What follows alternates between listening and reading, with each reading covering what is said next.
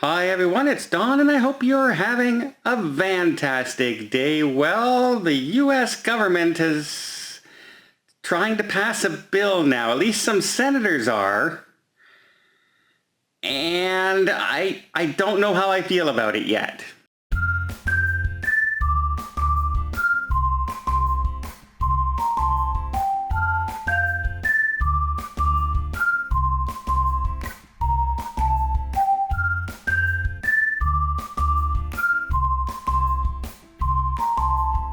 So two U.S. Florida senators have put forth a bill to try and get passed in the Senate, and that is to initiate a Set Sail Safety Act. That's right. And basically it'll create a maritime task force that will oversee the resumption and the safe resumption of the cruise industry. Now, right off the bat, that sounds great. Okay. That sounds okay. The government wants to get the cruise lines started. They're going to pass a bill. They're going to create a safety act and let's get going, right? But here's my problem with it, and don't get me wrong, I completely appreciate what these senators are trying to do.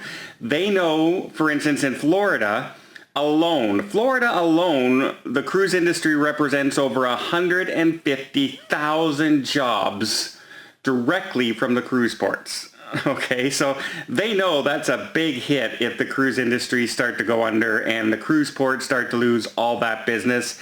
And we're not even talking travel agents and all that other stuff yet. So I completely appreciate what they're trying to do, but like most things with the governments, and most people will probably feel the same way, you're always a little wary of things for the government. First of all, how long will this take? For instance, they say they're going to create the committees, then they're going to set up timelines for meetings, and then the timelines for implementations and recommendations. And that all sounds like, okay, this month we'll create our committee. A month and a half from now, we'll have our first meeting. The meeting after that, we'll discuss what we discussed in the previous meeting and figure out which ones we're going to adapt. Then we're going to put it out to the public or the health professionals. Then you know what I mean? It just sounds like this could be one of those processes that just takes forever. And that's not even counting just getting the bill passed. Okay, but if it was to happen really quickly, then maybe this is a good thing, right? It's just, I've never seen the wheels of the government turn very quickly, if you know what I mean, unless you're talking shutting down the entire countries during the pandemic. That happened pretty quick, right? Everybody, by the way, no one can go to work anymore. You're shut down. Okay, but as far as reopening is concerned and getting other things started, that seems to be taking an awful lot longer, doesn't it? Okay, so one of the other issues I have is there might be just too many hands in the cookie jar. And what I mean by that, just listen to this list that they want to have part of the committee. The U.S. Department of Homeland Security, the Customs and Border Protection Agency, the U.S. Coast Guard, the Health and Human Services, Department of Transportation, Department of State, the Federal Maritime Commission. Oh, okay, that's not, oh, by the way, they also want public input from the private sector, and that's going to include the passenger cruise lines, U.S. ports, commercial fishermen, small businesses, and other health professionals. That sounds like an awful lot of hands in the cookie jar. And I don't know if more hands in the cookie jar are going to be better than less. I just don't know. Do we dance with the devil we have, which right now is the CDC, as far as restricting cruise lines is concerned and getting permission to start cruising again in North America? Or do we try and pass it off into another government bureaucracy? We don't even know if that'll work. Just because they passed this bill doesn't necessarily mean they can sidestep the CDC no sale order. So do we all of a sudden have this bureaucracy built up with all these recommendations and everything, and then the CDC still says you can't sail? And now we have court battles and we have this, and I just don't know. I really just don't know. They say they want to develop a plan for the safe resumption of the cruising industry, which is great. But isn't that what the CDC should have been doing all along? You know what I mean? Like, they keep saying they're doing that. They're having public consultations. They've been talking to health professionals. Norwegian and Royal Caribbean have their safety committee putting in recommendations shortly. Other cruise lines have set sail. There are now 9 different cruise lines around the world that are sailing in different areas, but not a peep out of the United States still. So I really, really do appreciate these senators, Rick Scott and Marco Rubio. Sorry if I'm pronouncing it wrong. What they're trying to do. The economy in Florida is full-blown open right now, pretty much. There are some restrictions on bars, places like that, but and some gathering, supposedly, but you see the beaches are pretty crowded in pretty much most places, especially during the holidays. Schools are reopening. Restaurants are all opening. Theme parks are all opening.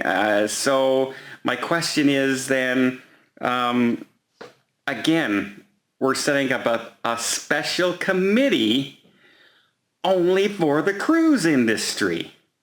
Why do we have to pass special legislation and special bills only for the cruise industry, not the airlines, not theme parks, not schools? Nothing. Only cruises. I don't understand the whole situation. If the cruise lines come out and say, here, we have a plan. If anybody gets sick, here's what we're going to do. Here's our evacuation plans. Here's what we're going to pay for. We'll cover all the costs. We're going to do this. Then why not let them start in, like I said before, many times, I guess, a phased opening? It just kind of makes sense, but for some reason, it's only the cruise industry out of everything in the world that is not allowed to do it on their own at all. They're the only ones who can't come up with their own opening plans. If you know it, and even Florida, who wants the cruise lines to start up and begin cruising, and they rely so much on those cruise ports and their jobs, they're not even allowed to set up their own protocols to try and start safely in the state of Florida. All because it has to go through the CDC. And the CDC order runs out in a matter of days, right? The 30th of this month. So be prepared. Probably after the end of this weekend, you're going to see that no sale order is extended again.